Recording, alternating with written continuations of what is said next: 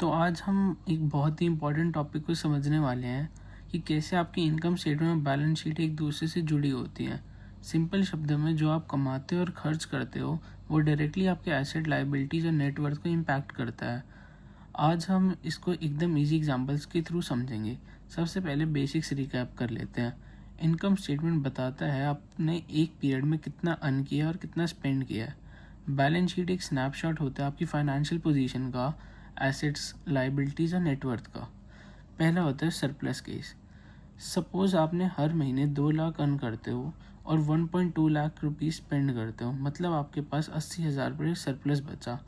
अब ये 80,000 आप दो जगह यूज़ कर सकते हो।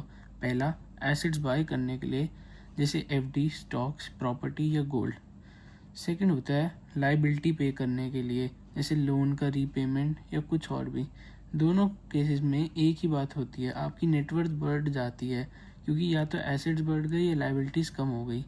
नेक्स्ट होता है आपका डेफिसिट केस। डेफिसिट केस में ये होता है, अगर आप 2 लाख अर्न करते हो लेकिन आपका खर्चा 3 लाख हो जाता है, मतलब आप 1 लाख डेफिसिट हो गया है।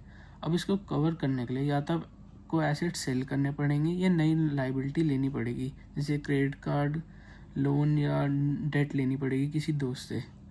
दोनों सिचुएशंस में आपकी नेटवर्थ गिर जाती है, या तो एसेट्स कम हो जाते हैं या लाइबिलिटी बढ़ जाती है। तो अब आपको क्लियर हो गया होगा, इनकम स्टेटमेंट एक फ्लो दिखाता है और बैलेंस शीट एक स्टॉक। सरप्लस इनकम जितनी ज़्यादा उतनी बैलेंस शीट स्ट्रांग होती है, और जब भी डेफिसिट इनकम होती है बैलेंस शीट वीक होती है।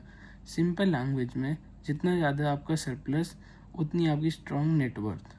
अब जब भी आप अपनी इनकम और एक्सपेंसेस देखोगे, उसको बैलेंस शीट से कनेक्ट करना मत भूलना, क्योंकि फाइनेंशियल प्लानिंग का असली मैजिक वही होता है, सरप्लस को वाइसली इन्वेस्ट करना और डेफिसिट को अवॉइड करना।